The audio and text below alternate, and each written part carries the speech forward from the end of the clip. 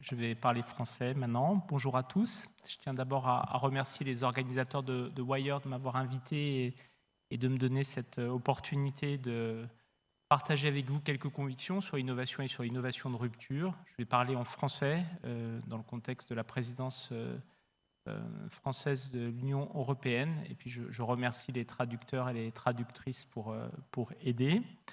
Je n'ai pas de transparent, je vais le faire à l'ancienne, à l'oral. J'espère que ça ne sera pas trop aride. Je voulais dire que je suis heureux d'être ici, au cœur de l'Université Paris-Saclay, dont je salue à distance sa présidente, Sylvie Retailleau. Un bel exemple des dynamiques de l'enseignement supérieur, de la recherche, de l'innovation, de ces campus universitaires en France, en Europe, qui sont ancrés sur des territoires qui balaye toutes ces composantes, qui se projettent aussi dans la construction européenne, dans la compétition internationale. Je suis vraiment heureux d'être ici. Alors, il m'a été demandé de prendre un petit peu de recul sur la dynamique de l'innovation, sur cette matière complexe qu'est l'innovation de rupture. C'est une matière complexe car elle prend des formes diverses, car elle brasse un grand nombre de dimensions, car elle implique beaucoup de parties prenantes. On l'a vu dans la table ronde à laquelle j'ai eu le plaisir d'assister avant. Et toutes ces parties prenantes ont des représentations qui leur sont propres de ce qu'est l'innovation, avec des mythes parfois. L'exercice demandé est plutôt ambitieux, on va dire. Et je tiens d'abord à dire que ma démarche est vraiment marquée par l'humilité, parce que de mon parcours, j'ai appris que c'était quand même assez dur d'avoir des discours définitifs sur l'innovation, et c'est assez vain. Alors, j'ai eu la chance, comme ça a été rappelé, d'avoir un parcours avec des expériences variées autour des sujets de l'innovation dans le monde public et dans le monde privé, dans le monde académique, dans des entreprises grandes, moyennes et petites, dont aussi la conception des politiques publiques en faveur de l'innovation m'a permis d'avoir des expériences de terrain, on va dire, sur ce qu'est l'innovation, et à chaque fois d'essayer d'apprendre quelque chose. Et ça a été aussi systématiquement, je reviendrai dessus, l'occasion de mener des combats pour essayer de faire bouger les lignes en Europe, en France, sur nos logiciels de pensée et nos logiciels d'action en matière d'innovation. Donc effectivement, j'ai eu la chance de créer, de diriger le premier laboratoire commun entre une utility française, un énergéticien français, EDF, et le monde académique. Et j'y ai appris l'importance des interfaces sur ces sujets. J'ai été aussi directeur de l'innovation d'INRIA, l'Institut français de recherche dans le numérique. Et j'y ai appris l'importance des écosystèmes, des dynamiques d'écosystèmes pour l'innovation. J'ai eu la chance d'occuper effectivement des positions au cabinet ministériel, d'abord au ministère de l'Enseignement supérieur et de la Recherche, de Geneviève Fioraso, qui était une ministre de la Recherche il y a quelques années. Et j'ai appris combien c'était difficile de mettre en place des outils pour le transfert, notamment à destination de notre Mittelstand, de notre tissu industriel, parce que les échelles de temps de toutes les parties prenantes ne sont pas toujours les mêmes, et il est difficile d'avoir des outils simples et faciles à mettre en œuvre, visibles pour tous les acteurs. Et puis, au sein du ministère de l'économie, j'ai participé à la conception de ce qu'on appelle le programme French Tech, qui est une volonté de mettre les startups technologiques, j'en reparlerai, au cœur de notre mode d'action sur le soutien à l'innovation. Et ça a été un long combat parce qu'il y avait beaucoup de forces de rappel publiques et privées. Et puis j'ai eu après un parcours industriel où j'ai dirigé une entreprise de taille intermédiaire dans le médical, où j'ai pu constater combien les startups technologiques pouvaient diffuser des innovations de rupture chez des acteurs industriels. Et voilà. Et puis au niveau européen, effectivement, j'ai participé dès l'origine à l'aventure de création de ce nouveau bras armé qui est le Conseil européen de l'innovation, l'EIC, European Innovation Council, qui a été prototypé en 2018 et qui a été mis en place entièrement à partir de l'année dernière, je crois, avec, je reviendrai dessus, aussi un outil dont l'objet est d'accompagner les dynamiques de start-up technologiques au niveau européen avec des changements de paradigme sur les modes d'intervention publique.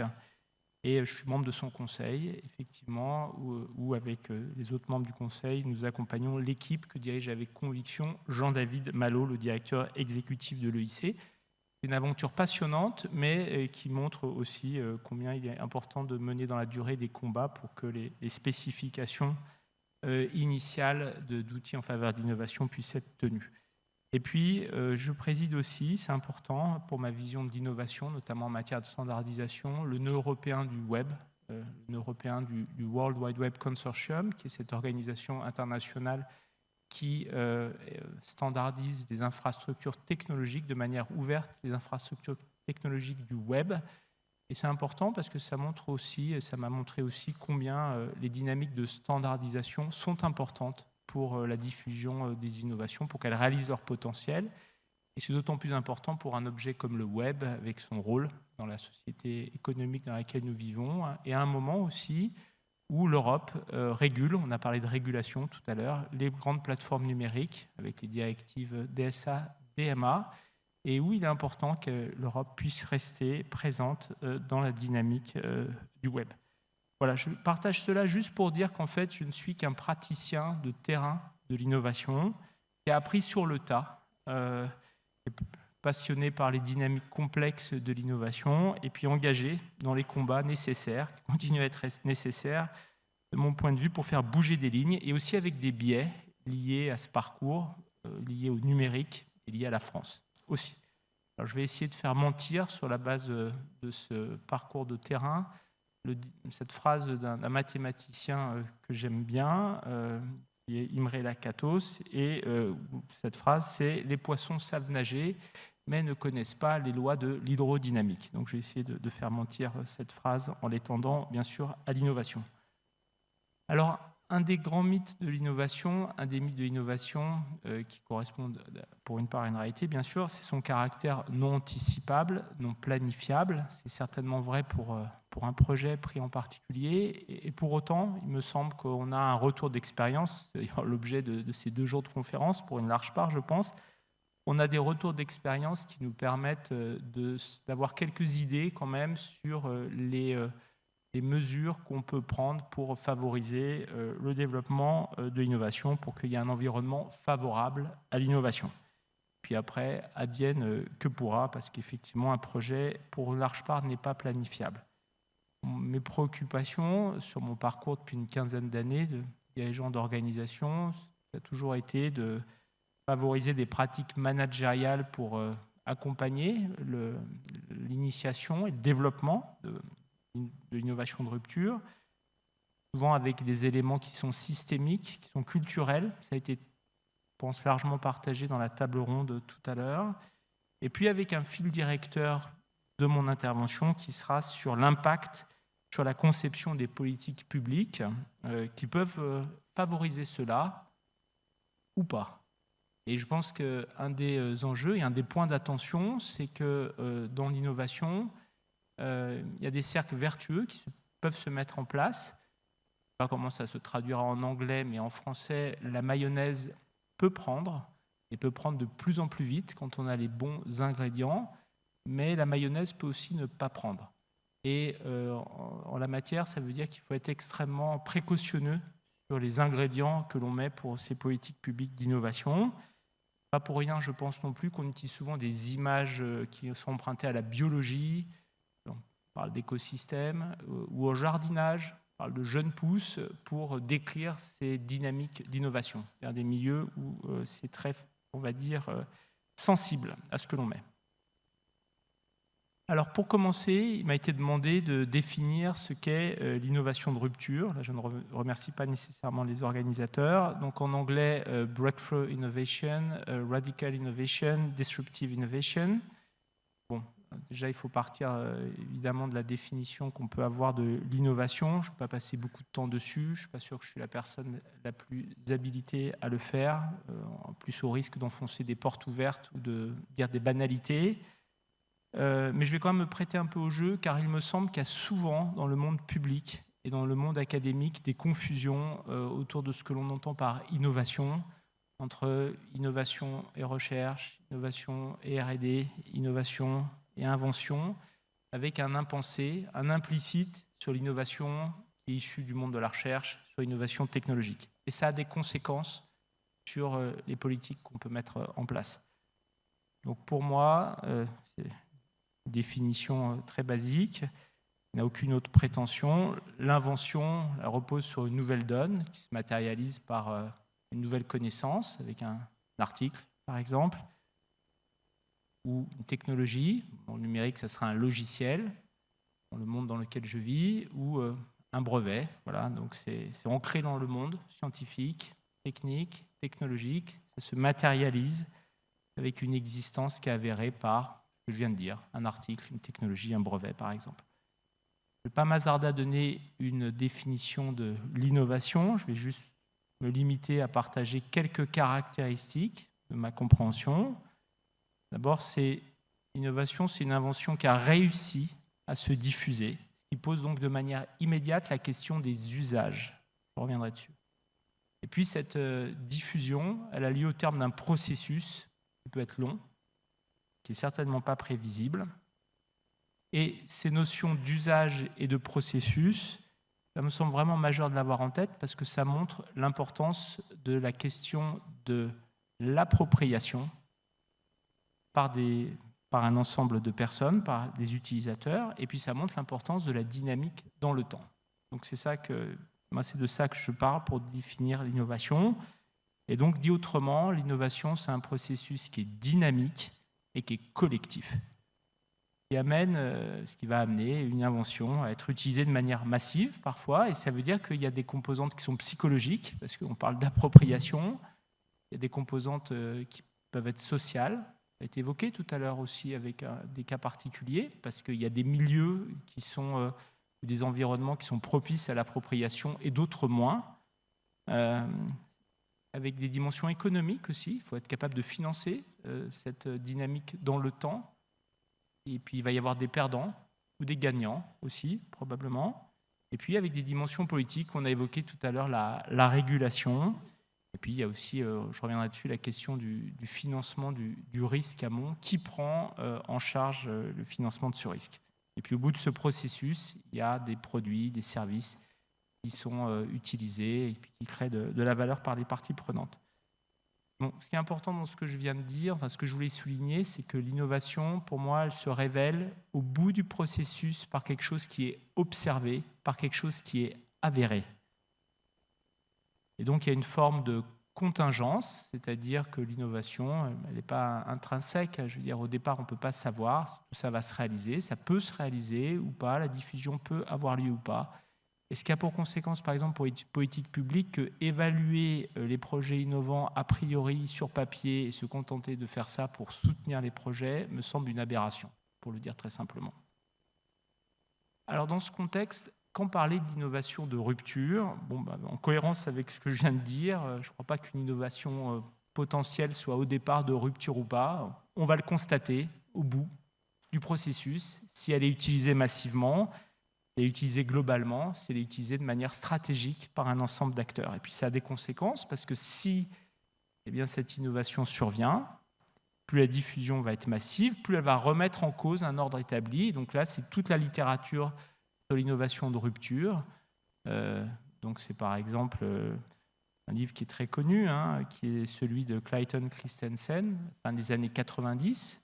Pourquoi sur le dilemme de l'innovateur, Why New Technologies Cause Great Firms to Fail, qui montre que ces innovations de rupture, elles bousculent l'ordre établi, elles sont portées par des petits acteurs dissidents, d'une certaine manière, ce sont les startups technologiques, et il y a un dilemme évidemment entre ceux qui sont présents initialement et qui peuvent perdre, et puis ceux qui vont gagner parce que la diffusion massive a lieu. C'est pas un hasard si la suite de son article, de son livre, s'appelle L'Empire contre-attaque, The Empire Strikes Back, quelques années plus tard, pour montrer comment les acteurs qui perdaient, les grandes firmes, ont été capables de s'adapter vis-à-vis de ces dynamiques d'innovation de rupture. Alors, dans le monde numérique, par exemple, moi je considère avec cette définition comme innovation de rupture tout ce qui participe de manière massive à ce qu'on appelle la transformation numérique. Bien sûr, le web, qui est le socle de l'économie numérique, de la société numérique et qui a remis en cause notre accès à la connaissance, l'ensemble des transactions aussi. Également, le smartphone, par exemple, versus le téléphone fixe.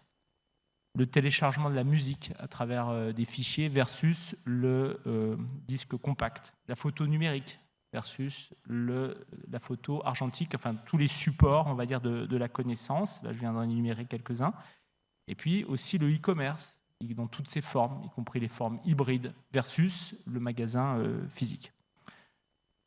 Alors la tentation est forte, quand on parle d'innovation technologique, de confondre, de vouloir associer à l'importance de la technologie initiale la nature ou non de rupture. Je vais prendre 2 exemples. Par exemple, le SMS, pour moi, est une innovation de rupture puisqu'il remet en cause, on va dire, où il est utilisé massivement et approprié massivement dans les échanges entre individus. Bon, pour autant, il ne repose pas sur une technologie, on va dire, extrêmement sophistiquée. Et autre exemple, c'est le web. Le web, quand il a été mis sur la table au début des années 90, notamment par quelqu'un de visionnaire, qui est Sir Tim Berners-Lee, eh bien, dans les conférences scientifiques, on lui proposait des posters. Parce que le web, qui est une agrégation de techniques existantes, qui était une agrégation de techniques existantes, et dont l'objet était le passage à l'échelle, la capacité à avoir un déploiement massif qui a touché le monde, in fine, des pans entiers de notre économie, n'était pas front de science, front de technologie sur chacune des composantes. Bon, et pour autant, il a fait ce que nous savons qu'il a fait, je pense. Donc, il y a cette tentation, je pense qu'il faut l'éviter. Moi, j'aime bien aussi cette phrase d'un sociologue espagnol qui est Manuel Castells sur Internet.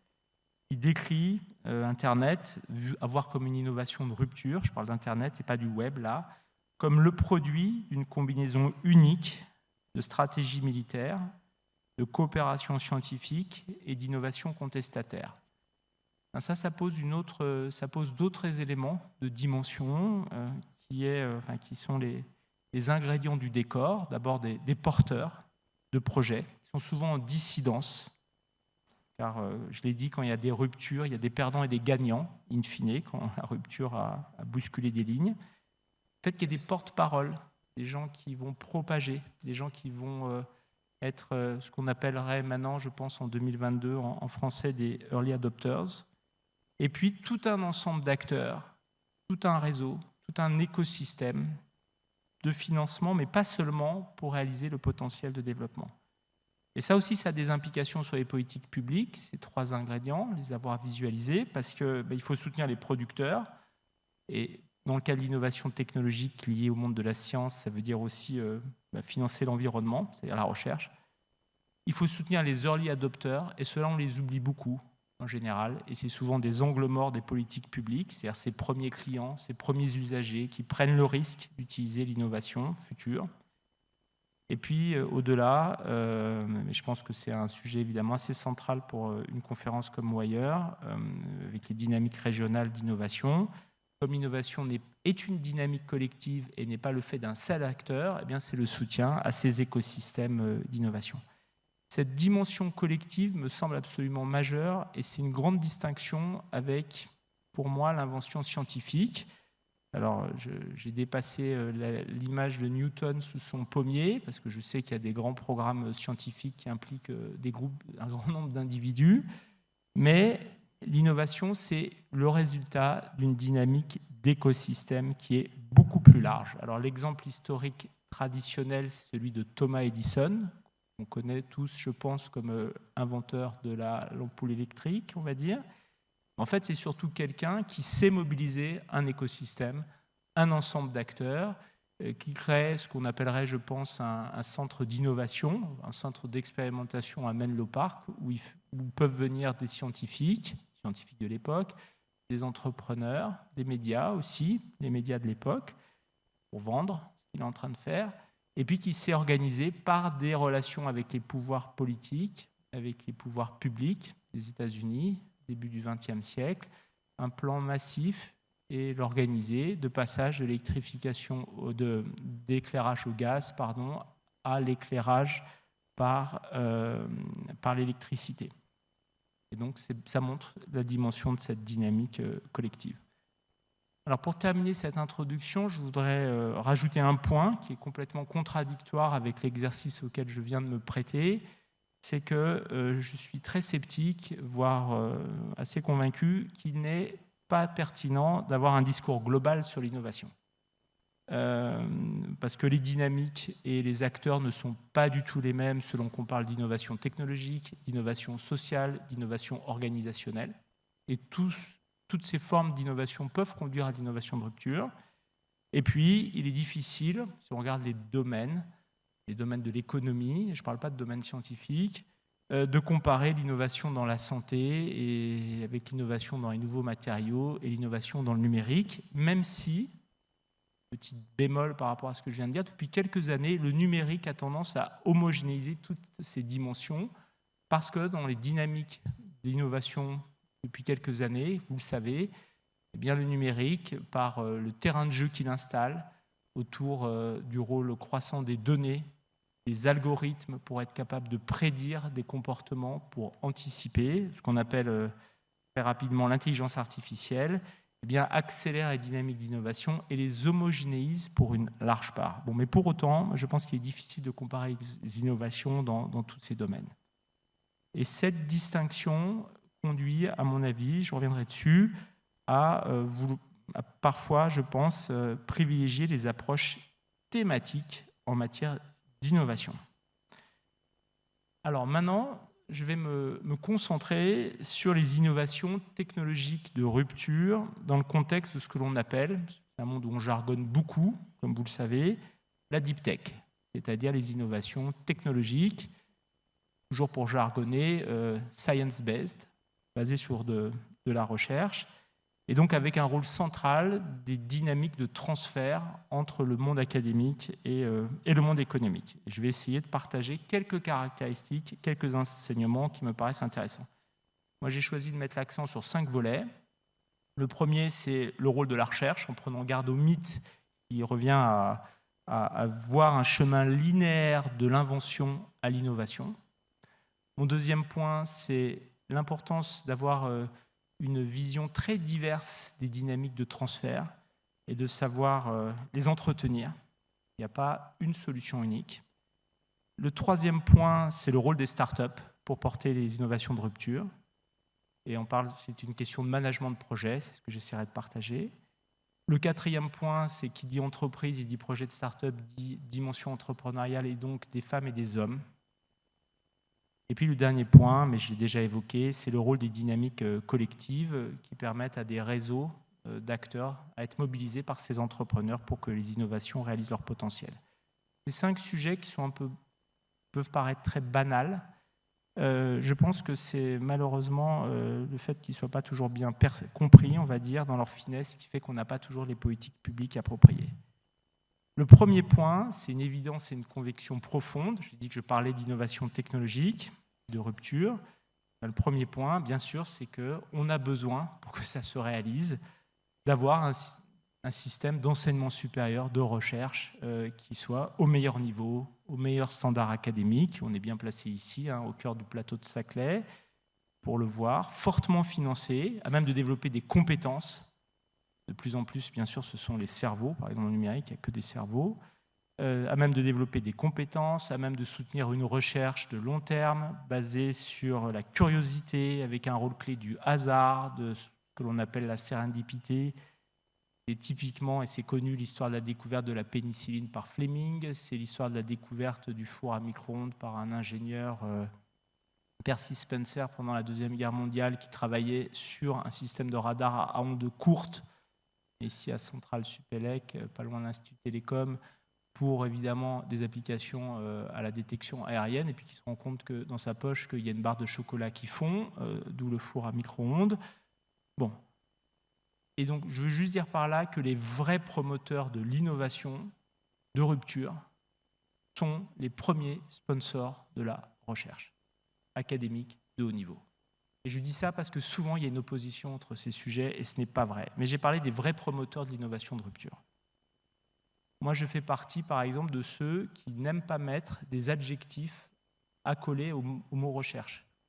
Je pense que pour une large part, parler de recherche fondamentale, de recherche appliquée, de recherche technologique n'est pas un concept opérant de management dans de nombreux domaines, en tout cas dans le mien, le numérique, parce que c'est contre-productif et ça enferme les projets dans des cases.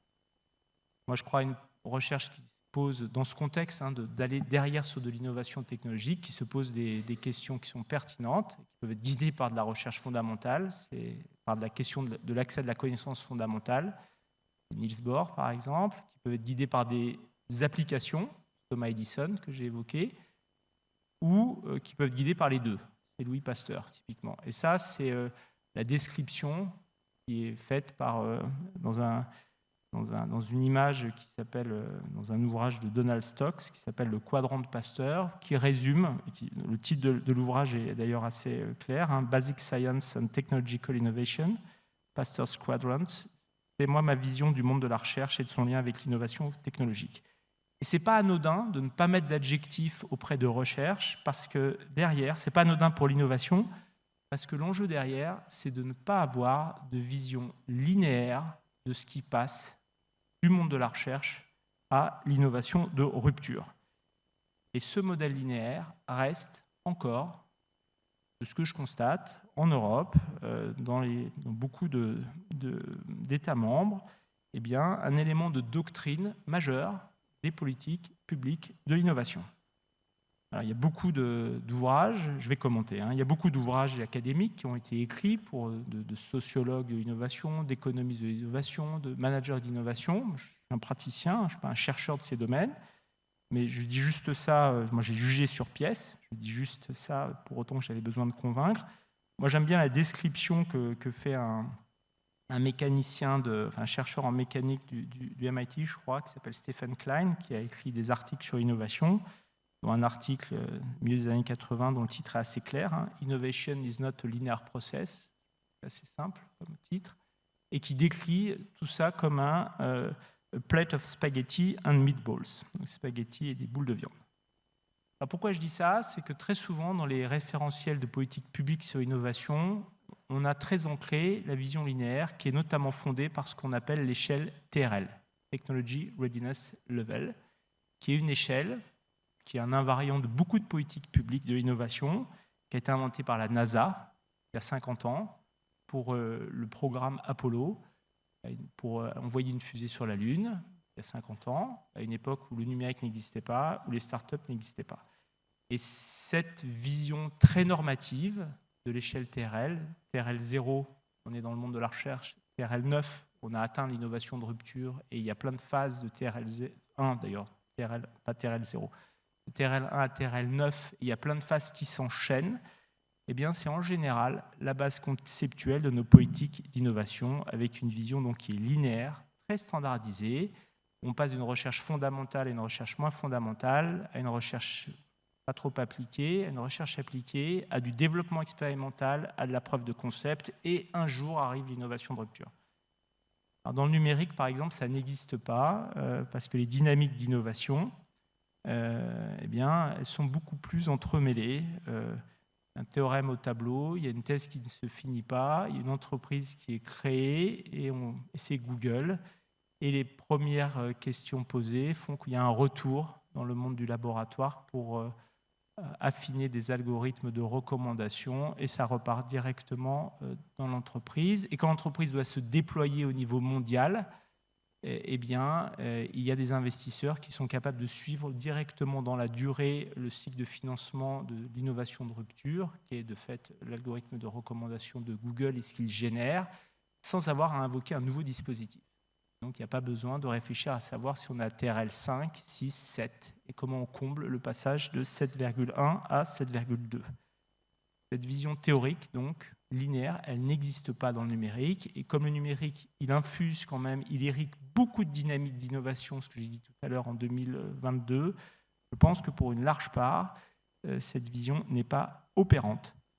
Moi, il y a un élément qui ne manque pas.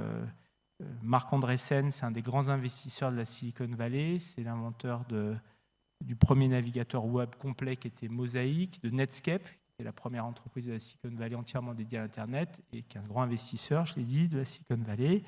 Et on ne trouve jamais une seule référence à l'échelle terrestre dans ses écrits, sans surprise. Et donc, ce que je veux juste dire, c'est que toute politique publique pour soutenir l'innovation et l'innovation de rupture qui est fondée sur cette vision linéaire, pour moi, est vouée à l'échec. Et elle ne contribuera simplement à financer des acteurs qui feront de la R&D, seront positionnés entre cette échelle TRL1 et TRL9, des acteurs qui soient publics ou pas publics, peu importe. Et c'est normal que ce soit voué à l'échec parce que ce chemin linéaire n'existe pas et parce qu'on mélange R&D et innovation. Dans l'innovation, il y a toutes ces composantes qui font la diffusion massive. Il y a la constitution d'équipes pluridisciplinaires, il y a la dimension marketing, parce que s'il faut faire approprier, il faut faire du marketing. Il y a la question de la régulation et il y a surtout la question d'exécuter, je reviendrai dessus, une feuille de route. Cette vision linéaire reste profondément ancrée dans les milieux de la recherche publique et industrielle, dans les milieux, on va dire, de décision publique, avec un implicite d'une séquence déterministe, recherche fondamentale, recherche appliquée, etc. Donc pour résumer ce premier point, l'innovation technologique de rupture, pour moi, ne suit pas un process linéaire.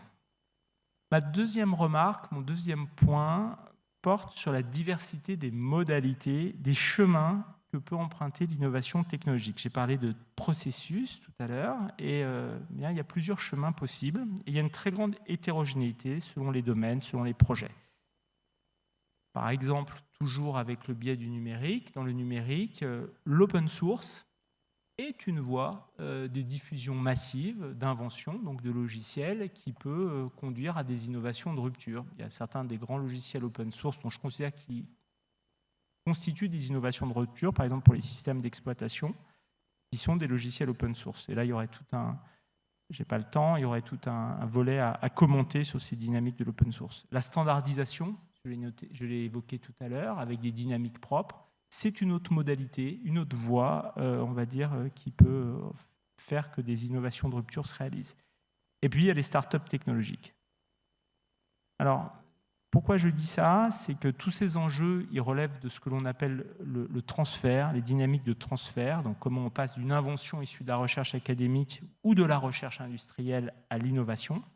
C'est important d'évoquer les deux, recherche académique et recherche industrielle, parce que les enjeux de transfert existent tout autant dans le monde de la recherche publique, comment on est capable d'avoir un impact par de la diffusion massive, un impact économique de la R&D des laboratoires de la recherche publique, ils existent aussi dans le monde de l'industrie. Comment on peut avoir un impact économique de la R&D des laboratoires, si la problématique est la même. Et ça a des conséquences sur la recherche publique, parce qu'au risque de choquer, je pense qu'un des enjeux parfois de la recherche publique est de savoir contourner les départements de R&D pour que les innovations, ce département R&D des entreprises, pour que les innovations aient lieu. Parce que ces départements de R&D ont les mêmes problèmes que la recherche publique pour que les processus conduisant à l'innovation aient lieu, et ils peuvent faire écran, ils peuvent faire obstacle en rajoutant des étapes, voire même faire obstacle. Et donc un des enjeux pour la recherche publique, à mon avis, dans un certain nombre de cas, c'est d'être capable d'aller directement vers les départements business des entreprises s'ils veulent qu'il y ait des réalisations en matière d'innovation, en matière d'impact économique de ce qui est produit dans la recherche publique.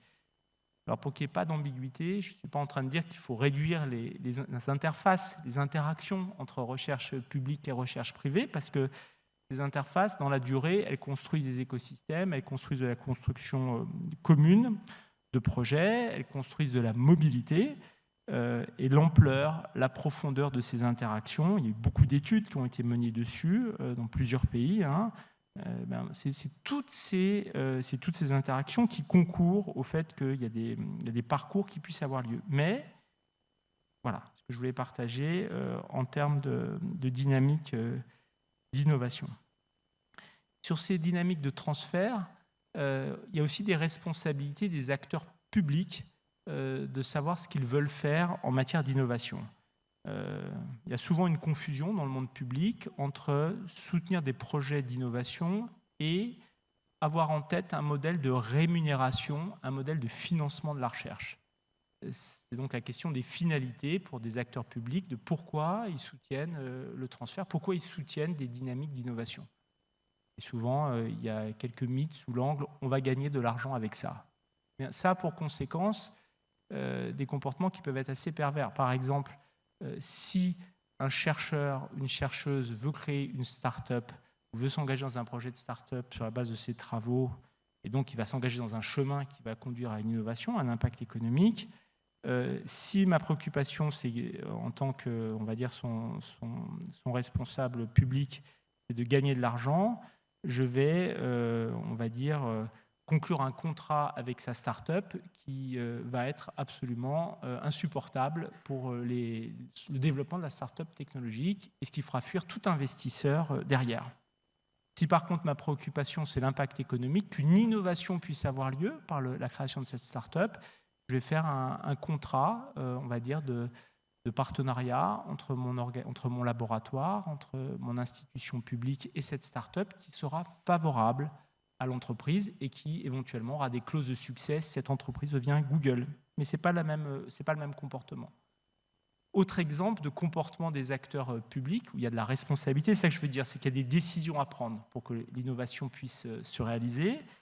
Eh bien, si je n'ai pas compris que les dynamiques scientifiques et les dynamiques d'innovation ne sont pas les mêmes, eh bien, quand ce chercheur ou cette chercheuse vient me voir pour créer sa start-up technologique et que je lui dis il y a un long chemin linéaire de l'invention à l'innovation, tu peux faire les deux, je lui mentirai. Parce que la vérité, c'est qu'à un moment, il faut choisir. Et si la question est de savoir si ça aura un impact sur son travail scientifique, la réponse est oui, ça aura un impact. Parce que si la personne est très entreprenante scientifiquement, quand elle basculera pour porter un projet, pour porter quelque chose qui peut devenir une innovation de rupture, elle arrêtera de faire de la recherche et ça aura un impact scientifique sur son équipe. Et donc, j'ai à choisir. Il y a donc des choix à faire en matière de transfert. Mon troisième point est lié aux startups, qui est, à mon avis, un des outils les plus puissants dont nous disposons pour, dans un grand nombre de domaines, que le potentiel en matière d'innovation de rupture puisse se réaliser. Alors moi, je n'ai pas de vision romantique, je n'ai pas de vision fantasmée de la start-up dans un garage californien. J'ai une vision purement technique, une vision de praticien, où l'angle, c'est un mode de management de projet très performant qui nous permet de gérer du risque. Qui nous permet aussi, si on parle de l'innovation technologique, de sortir des laboratoires de R&D, qu'ils soient publics ou privés, pour avoir des projets qui vont embrasser toutes les dimensions qui vont permettre cette diffusion massive. Et ce que ne permet pas un projet de R&D, qui par définition, et c'est normal, et c'est bien, et c'est important, est centré sur la R&D. Et donc ce n'est que ça pour moi qu'un projet de start-up. C'est cette manière de manager des projets avec plusieurs dimensions. Dans le numérique, toujours pour rester dans les images numériques, c'est ce qui permet de ne pas se focaliser sur le passage de la version N à la version N+1 d'un logiciel, qui ne fera pas plus se réaliser l'innovation de rupture. Parce qu'une start-up technologique dans le numérique, ce n'est pas le fait d'améliorer la version du logiciel qui changera la donne, c'est le fait d'embrasser toutes les dimensions qui fait que l'innovation puisse être diffusée, que les services, que le produit que représente ce logiciel puisse être diffusé massivement. Alors, cette question de la start-up, elle a plusieurs conséquences. C'est que, bien sûr, pour qu'on ait un écosystème qui soit efficace, eh bien, il faut, si on voit ces start-up comme des manières de manager le projet, certaines peuvent bien sûr avoir des trajectoires autonomes. Il faut un écosystème de financement. Je pense qu'il en sera parlé, enfin, ça sera évoqué lors de Wire, je ne vais pas en parler beaucoup, mais certaines startups ont vocation à être acquises. Et je parlais tout à l'heure de perdants et de gagnants, quand il y a des innovations de rupture qui arrivent. Eh bien, c'est clair que les groupes industriels, les entreprises comprennent ces dynamiques, qui sont engagées dans des politiques d'acquisition de startups, qui en ont les moyens aussi, eh bien, sont gagnantes parce que les startups vues comme des vecteurs de propagation de l'innovation dans le tissu industriel, comme des maillons intermédiaires, eh bien, ils peuvent bénéficier des innovations qu'elles portent. Moi, je pense que c'est un vrai sujet, le développement de cette culture de l'acquisition par les entreprises. C'est un vrai sujet pour la réussite de notre politique de soutien à l'innovation en France et en Europe plus largement. Bon, pour mémoire, Google a les moyens d'acquérir. Je crois qu'il a annoncé un bénéfice il y a quelques mois de 70 milliards de dollars annuels. Et il a la culture de l'acquisition. Il a acquis en 20 ans plus de 200 startups, je crois. Toujours sur ce sujet des startups technologiques, il y aura un lien avec les problématiques de transfert. En 2016, il y a quelques années, donc, le gouvernement français avait demandé à l'économiste américaine Suzanne Berger de faire un rapport sur les réformes à conduire dans le système français, je pense que c'est largement duplicable, de soutien au transfert à l'innovation. Alors, il y a eu un rapport issu de ce travail qui se trouve sur le web. Je crois que le titre n'est qu'en anglais, même si il y a un contenu du rapport en français, et le titre c'est « Reforms in the French Industrial Ecosystem ». Mais on a l'impression que c'est orienté purement écosystème industriel, c'est vraiment plus orienté vers le transfert. Et alors on y lit notamment, je vais me permettre de lire, je suis désolé, un rapport du MIT de décembre 2015 a été consacré au rôle des diplômés du MIT dans l'économie. Des enquêtes réalisées auprès des alumni du MIT ont révélé que 22% de ces diplômés ont travaillé dans des startups à un moment ou un autre de leur carrière. Et ces alumni ont participé à la création de plus de 30 000 entreprises encore actives qui emploient plus de 4,5 millions de personnes et génèrent un chiffre d'affaires de 1,9 trillion de dollars en 2014, donc milliers de milliards de dollars, qui équivaut au PIB de la 10e plus grande économie mondiale. Et donc le résumé après de Suzanne Berger a été de dire qu'il est important, bien sûr, de soutenir ces dynamiques. Donc moi, je pense qu'il nous a fallu du temps en Europe, dans beaucoup d'États membres, en France aussi, pour reconnaître ce rôle central de la start-up pour porter de l'innovation de rupture, pour plein de raisons, liées à ces dynamiques, à ces processus dynamiques et collectifs que j'évoquais tout à l'heure. Et je pense que ça reste toujours un sujet, pour de nombreuses raisons, liées aux tensions qui existent sur l'innovation de rupture, entre gagnants et entre perdants. Mon quatrième point est que ces startups sont portées par des entrepreneurs, par des hommes et des femmes. Et entrepreneur dans ma bouche, c'est une notion à prendre au sens très large, au sens de quelqu'un qui porte un projet, qui a une initiative, et plus que le volet business. Alors il y a beaucoup d'études qui ont été faites sur les volets culturels liés ça a été évoqué tout à l'heure, je crois qu'on a parlé de mindset, si j'ai bien entendu, on a parlé de culture aussi, donc la culture entrepreneuriale, c'est quelque chose qui est largement, on va dire, évoqué. Moi j'aime bien un livre d'un sociologue français qui s'appelle Pascal Pic, un livre qui s'appelle « Un paléo-anthropologue dans l'entreprise, s'adapter et innover pour survivre », où il décrit l'opposition de deux types de cultures en Europe. La culture qu'il appelle lamarckienne, de Lamarck, du scientifique Lamarck, et la culture darwinienne. Et la culture lamarckienne, c'est une culture qui a été très souvent très prégnante en Europe continentale, qui est très bien adaptée aux grandes entreprises, aux grands projets, au modèle de l'ingénieur. Nous sommes ici dans une école d'ingénieurs qui bouge par ailleurs, à des dynamiques où l'excellence a des formes un peu uniques, où il est important d'avoir fait des établissements prestigieux dans son parcours. Et puis la culture darwinienne, c'est la diversité des excellences, c'est se présenter parce qu'on a créé une entreprise plus que parce qu'on a fait telle école ou telle université. C'est le Small Business Act et c'est le Nasdaq. Et c'est le modèle de la recherche aussi. Alors c'est une opposition qui est un peu schématique, parce qu'on peut aussi avoir les deux cultures, mais je pense qu'elle permet aussi d'illustrer de manière assez simple la question de l'importance du référentiel culturel et de comment ça détermine le fait qu'on a des personnes qui sont à même de porter ces projets entrepreneuriaux. Ce que je veux juste dire, c'est que des politiques publiques qui ne jouent pas sur ces éléments culturels, très loin dans l'éducation, à mon avis, vont avoir de la difficulté à être vraiment efficaces. Et ça permet aussi d'évoquer la question de la diversité, qui me semble absolument majeure. C'est un autre tour d'expérience dans ces dynamiques entrepreneuriales. Il y a eu beaucoup d'études qui ont été faites là-dessus. Il y a notamment une étude qui date un petit peu par une scientifique, par une chercheuse indienne, mais qui est aussi américaine, je crois, qui s'appelle Anali Saxenian, autour du concept de nouveaux argonautes, qui a étudié, on va dire, les flux d'entrepreneurs, les flux d'innovateurs entre l'Asie notamment et les États-Unis. C'est bien connu, hein, la proportion d'entrepreneurs et d'innovateurs en provenance, on va dire, de l'étranger au sein de la Silicon Valley, et comment, quand ils reviennent chez eux, dans leur région, dans leurs écosystèmes d'innovation, eh bien, ils contribuent à la croissance de leur pays d'origine, de ces territoires, parce qu'ils amènent aussi d'autres éléments culturels, ils amènent une culture. Toujours sur ces éléments culturels, et c'est un impact pour les politiques publiques, je veux aussi évoquer, moi, on va dire des travaux qui m'ont beaucoup marqué, qui m'ont permis vraiment de comprendre beaucoup de choses dans un certain nombre de situations. C'est les travaux toujours d'une chercheuse qui s'appelle Saras Sarasvati, autour de ce qu'elle appelle la notion d'effectuation. En anglais, effectual logics. Et une étude qui doit avoir une quinzaine d'années, une dizaine d'années, faite sur des entrepreneurs ayant réussi, pour comprendre quel était leur mode leur comportement, leur mode de décision, leur mode d'action en permanence en fonction de leur environnement. Ça a aussi un lien avec ce que je disais tout à l'heure, avec les travaux de Pascal Pic.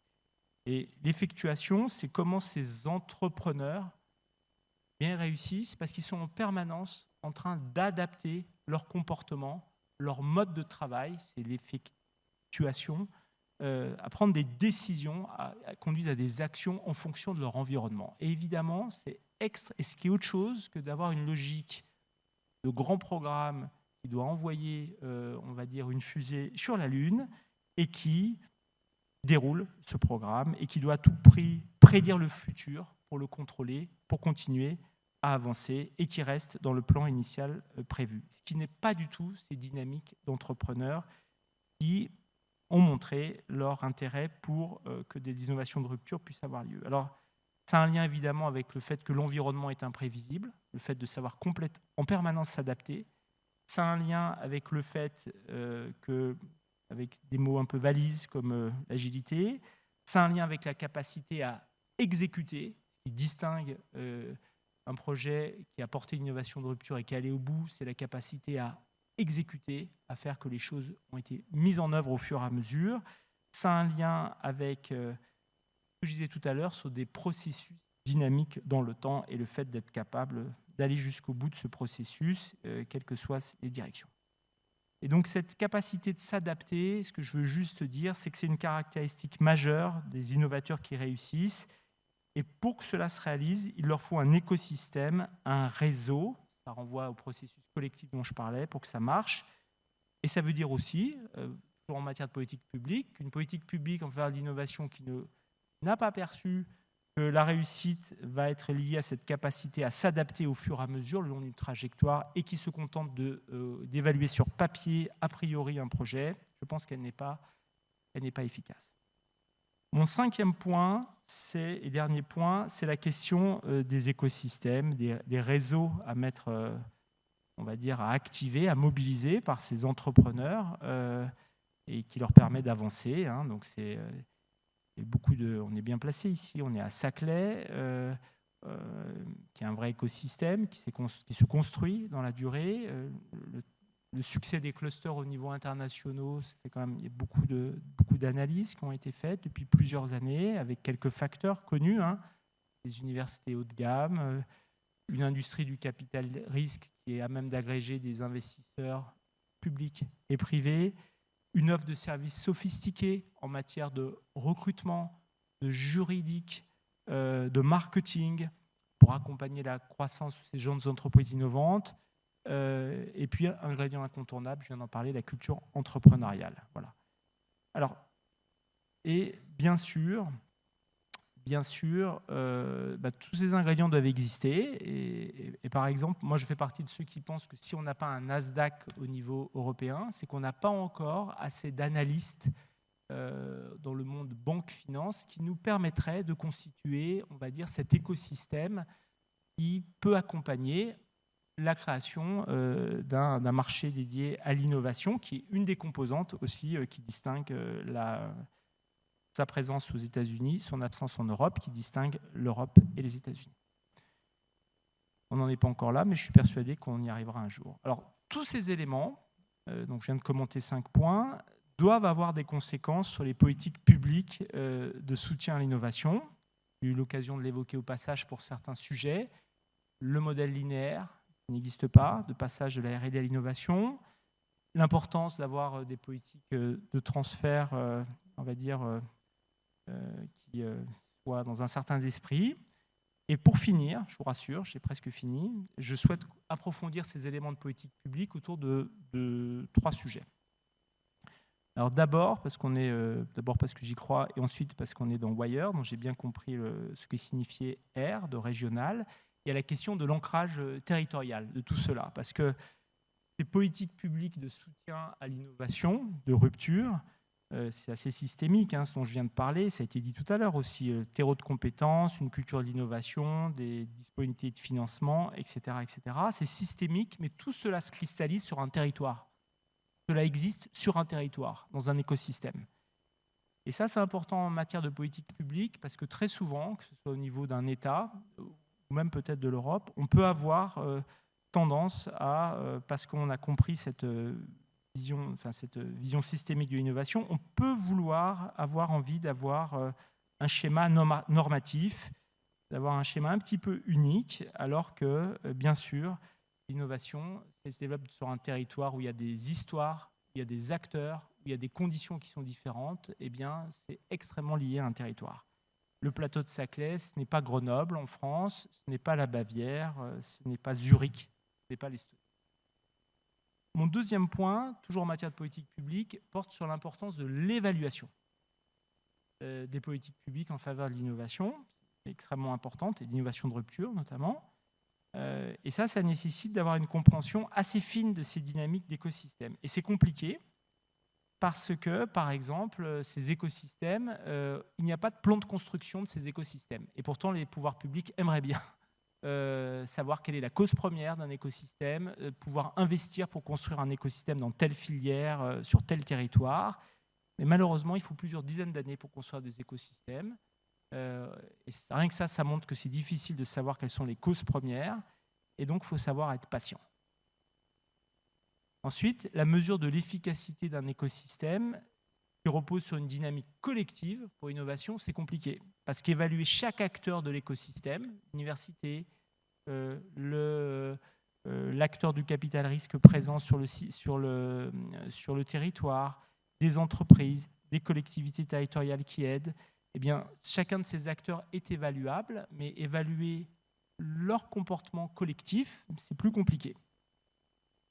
Donc, pour citer une phrase du philosophe français Pascal, il est impossible de connaître les parties sans connaître le tout, mais il est impossible de connaître le tout sans connaître particulièrement les parties. C'est ça qui est compliqué sur un écosystème d'innovation. Et donc, c'est compliqué à évaluer. Et puis, il y a un autre point que je voulais partager, c'est que sur ces écosystèmes, c'est que la tentation est souvent forte sur les politiques publiques de vouloir simplifier ou optimiser les écosystèmes. Je pense que ce n'est pas très pertinent. Il faut accepter le darwinisme, il faut accepter les articulations, mais il faut évaluer en permanence pour savoir où mettre les investissements publics. Il y a souvent des propositions au niveau des États membres, au niveau de l'Europe, pour simplifier, pour optimiser, et où on crée à l'arrivée des nouveaux objets. Parce que tous les 3, 4, 5 ans, on constate qu'on a une sous-performance éventuelle par rapport aux autres grands blocs continentaux, les États-Unis, bien sûr, et l'Asie. Et c'est l'illusion de ce que j'appelle la mesure exceptionnelle qui va changer la donne pour l'innovation de rupture.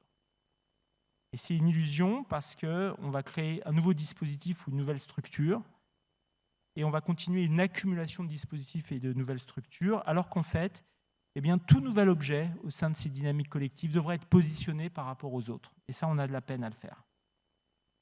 Et à titre personnel, je pense qu'on passe beaucoup trop de temps à évaluer les structures de recherche et pas assez de temps à évaluer les outils en faveur de l'innovation. Mon dernier point, c'est vraiment mon dernier point, porte sur des instruments structurants pour l'innovation technologique avec une question qui est souvent récurrente en Europe, dans beaucoup d'États membres, qui est celle des ARPA. Donc les ARPA, les Advanced Research Project Agency, derrière Advanced Research, comprendre innovation de rupture, à l'instar de ce qui existe aux États-Unis. C'est-à-dire des agences qui sont à même de suivre des projets dans la durée, dans le cadre de ces processus dynamiques et collectifs qui conduisent à l'innovation de rupture.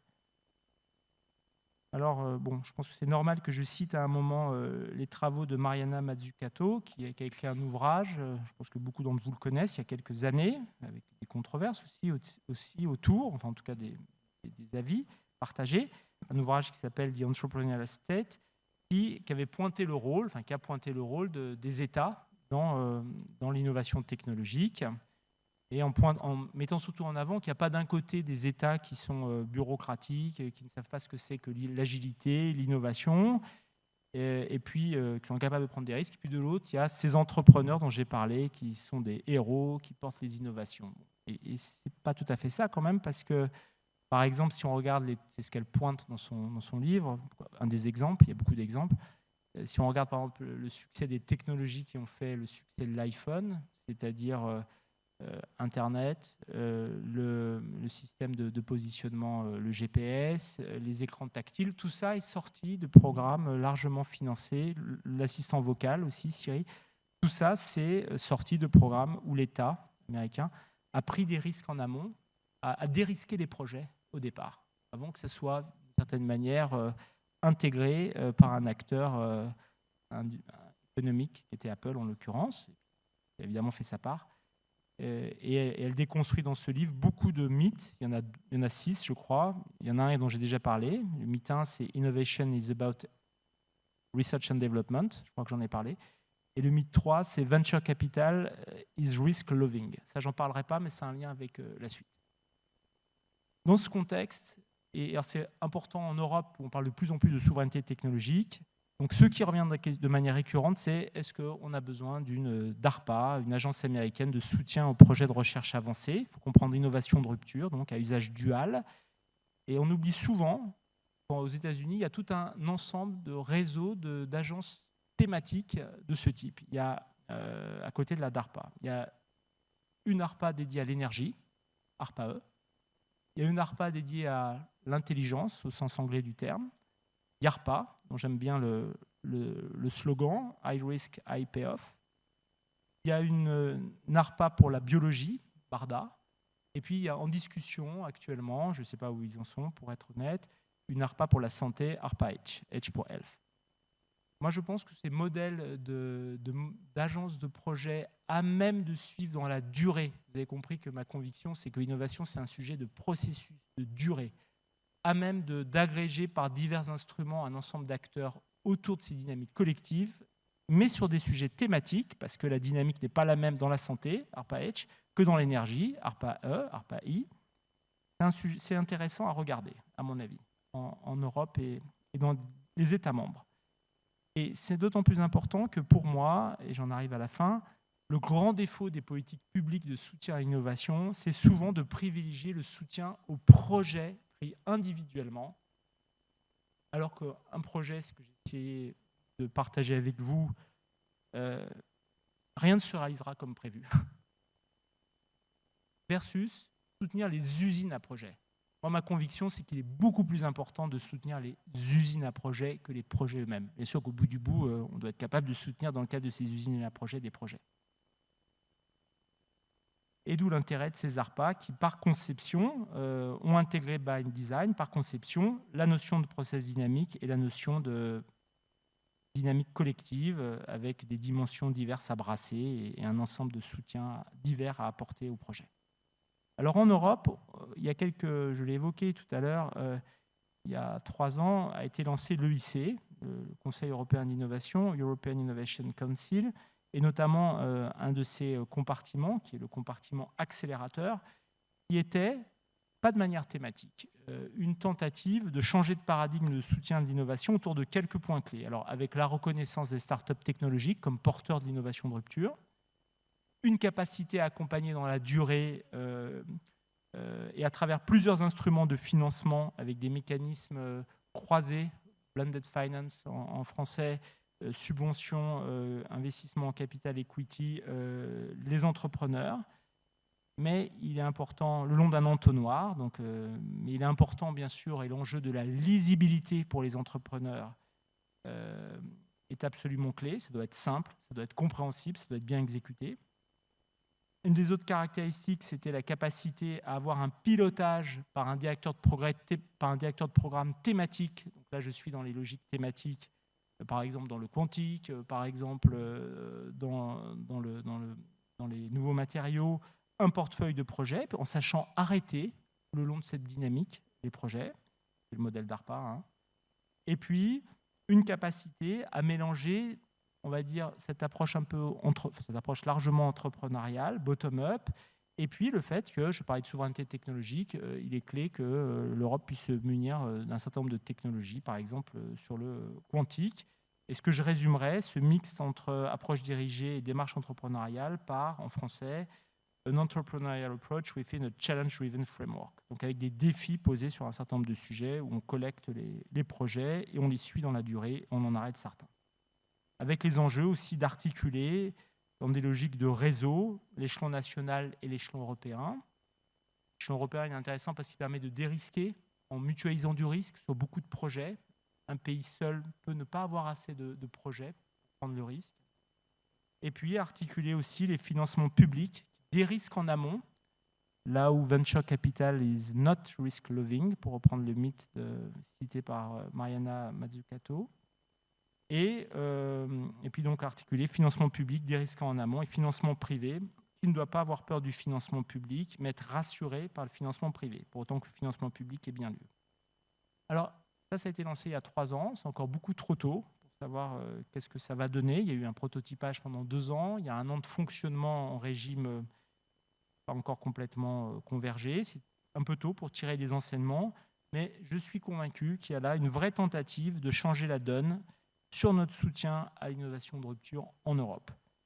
Et c'est compliqué, et cela remet en cause des fonctionnements dans la durée qui ne sont pas du tout ceux-là, c'est ce que j'ai essayé de partager avec vous, parce que l'innovation dans le soutien à l'innovation n'échappe pas à la règle. Ça fait bouger des lignes.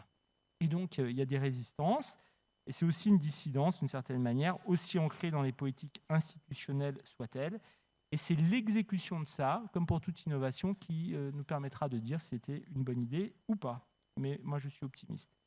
Merci de votre attention.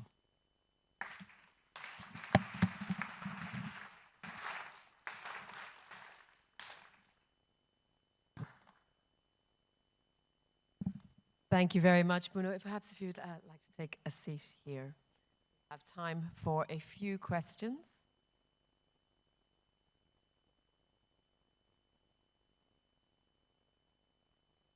Thank you very much. I am aware that it is quite late in the day and it's been a long day, so I'm going to ask everyone in the audience to put your hands up, stretch. Everyone put their hands up in the air.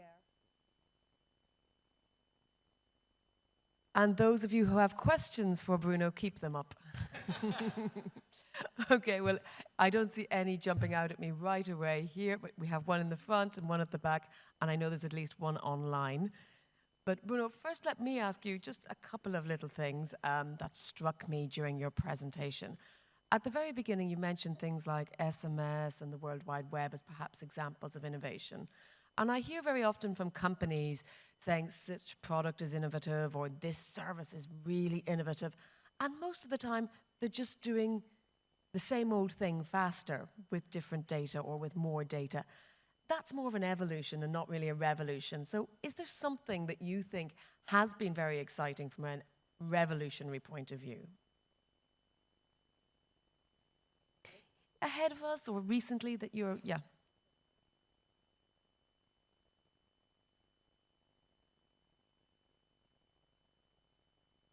Are you hearing me? Yes? Okay. So, for instance, I think that new flying cars, for instance, could be quite a disruptive innovation in front of us. Okay? As you know, there are many companies, including small ones, including large ones, which are active in this field. Okay. This may happen or this may not happen because you have a lot of issues in front of us concerning regulation, concerning insurance. I'm not sure that the point related with technology are not so huge. in this field now, a lot of R&D projects in this field. But okay, this is typically for me a possible radical innovation in front of us, because this will change our cities for sure. This will change our the way we perceive time. This will change a lot of economic sectors as well. So this is an example, for instance, and this embraces a lot of dimensions as far as technology are concerned. Of course, I have mentioned the issues related with regulation, with insurance, with the business model as well, etc., etc. So this is an example. Okay. I like that one. We'll talk about that one later, I think. I also want to ask you about the relationship between scientific thinking and innovation or breakthroughs, and the ability to recognize things outside your discipline. You mentioned Edison a few times in your address, and one of the famous sayings is that he didn't invent the light bulb by trying to create a brighter candle. And I'm wondering, is there the sort of thinking outside the box in traditional R&D or in traditional scientific development? And does it matter? Is it the ability to see outside your own sector that matters? Yes, your question has something to do with mindset, so to speak. But so I guess that a lot of us have already mentioned a lot of things about the importance of the culture dedicated to innovation, or the appropriate mindset, so to speak, for innovation. Regarding Edison, I like two sentences of him, so, or at least one, because I guess I have forgotten the second one, to be honest. There is one quite famous sentence of Edison, which is, I think, innovation is a 1% genius and 99% perspiration. I think this is very important, because this seems that this is a question of works, this is a question of experiments, this has something to do with effectuation, with effectual logics I have mentioned in my presentation. So this is the first, so this is not a question of being an hero, so to speak. So first, and this also means that we have to be able to test and fail, which is a very modern idea. And we know that this is very difficult. For instance, as far as public policies are concerned, this is very difficult to convince a policymaker that if he or she wants to be successful in the public policy devoted to innovation, he or she has to accept 99 failures. This is difficult to convince, okay? So this is a very important sentence. And another one, but I am not sure that, I am sure this is not a sentence of Thomas Edison, and this is my motto, so to speak, in my website, if I remember.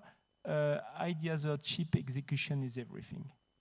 I think this has something to do with your question concerning the partnerships between science and the relationship between science and innovation. Ideas are cheap, but execution is everything. That's a key point. And this idea of failing and learning and failing, we hear that a lot with the American mindset of fail better, fail forwards, all of this within their sort of innovation ecosystem. Do you think there is a difference between the EU or Europe and the US in that regard? You know, this is more than, okay, I guess that for more than 2 decades, I have been participating in roundtables, in presentation, in keynotes concerning these points. So this is always the same story, okay? The ability to recognize that failure could be good, because you could learn a lot of things. But after having said that, that's difficult. Because if you have an entrepreneur and you have to reimburse your loans, that's difficult. But for more than 2 decades, I know this story, and I think that times are changing. This is quite slow. That's why a few years ago we have tried to organize, for instance, the so-called FAIL conferences in France. Such conferences exist in the US, you know, the so-called FAIL cons. So conferences devoted to failure, where people illustrate how interesting their failure were. Okay. Okay, that's a long struggle, so to speak. We have indeed been talking about it for quite a long time. I think we've 12 years of Wire, and we probably mentioned it at the first Wire as well.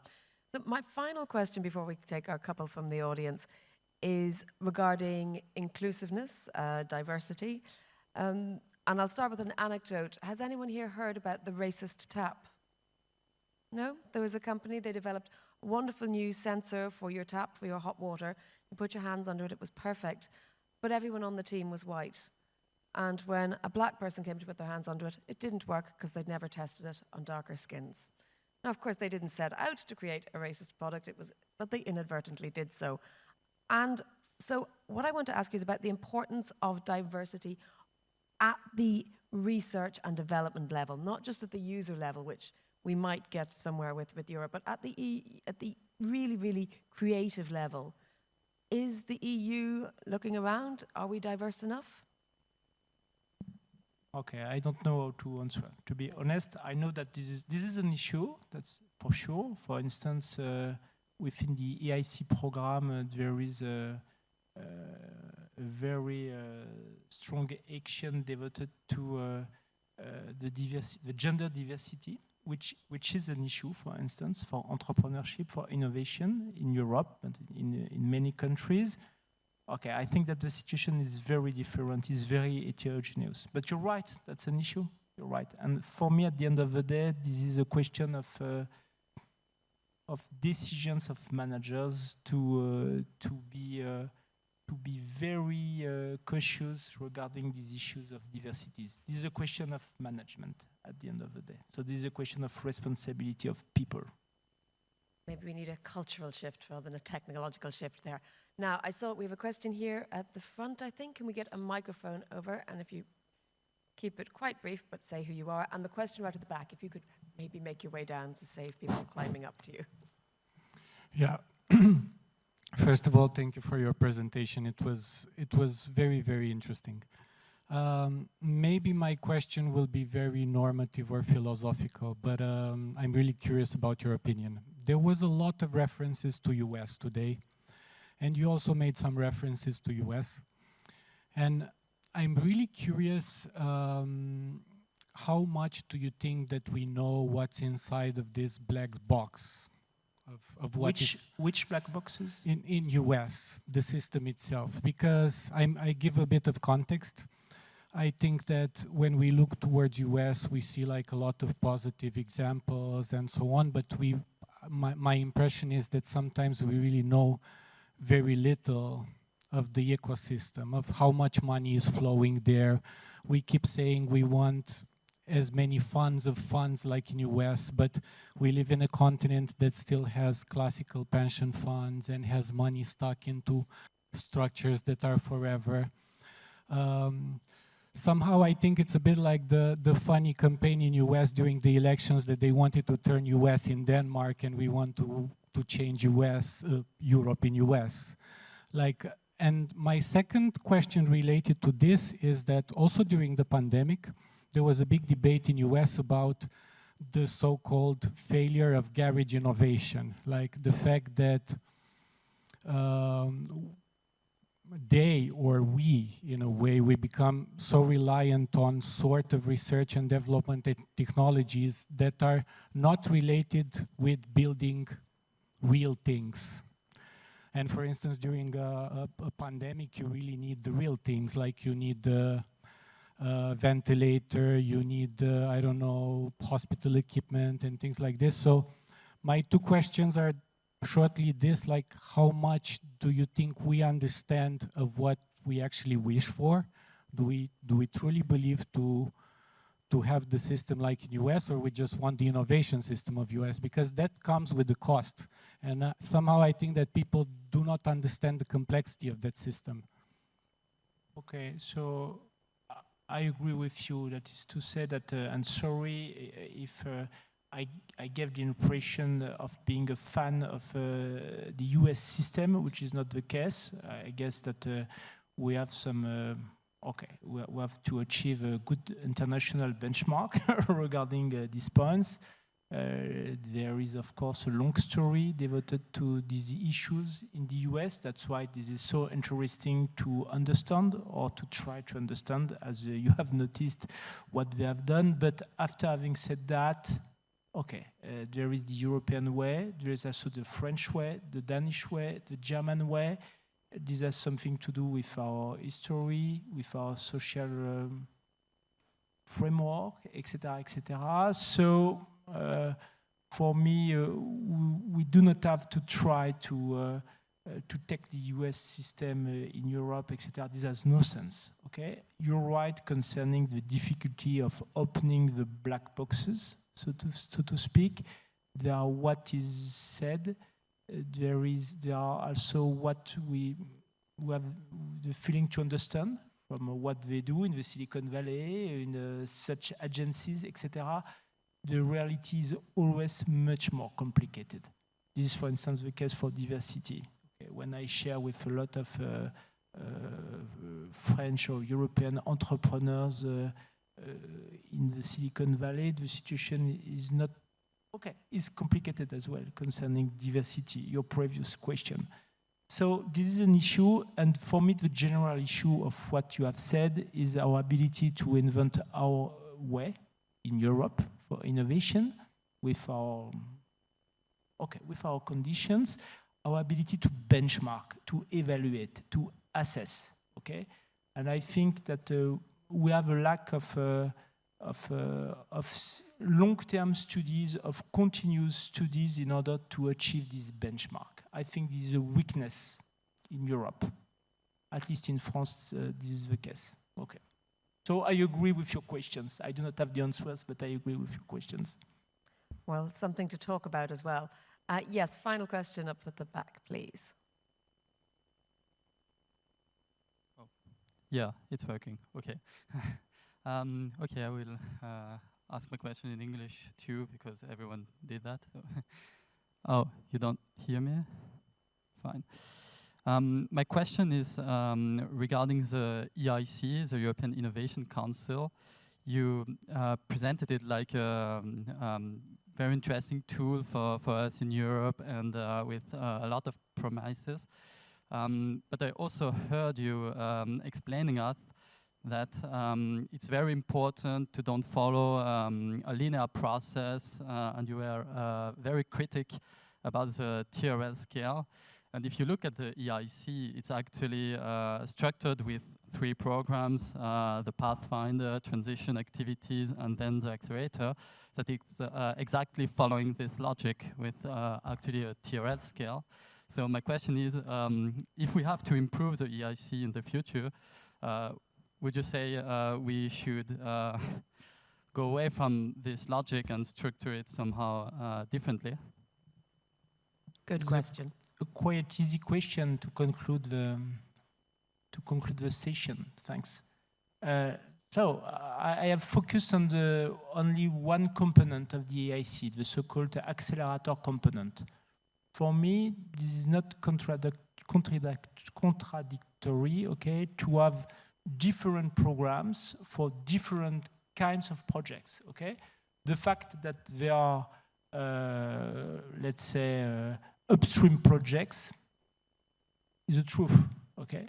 The fact that you have projects that are in transition, this is also truth.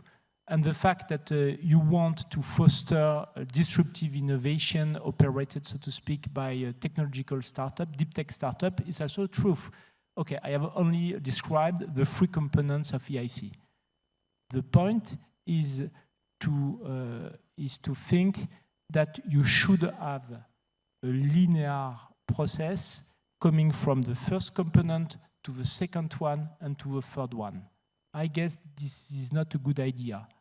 But the fact that some of the projects which could be supported by the first component could also be supported by the second one, and at the end of the process could be also supported by the accelerator component, could arrive as well.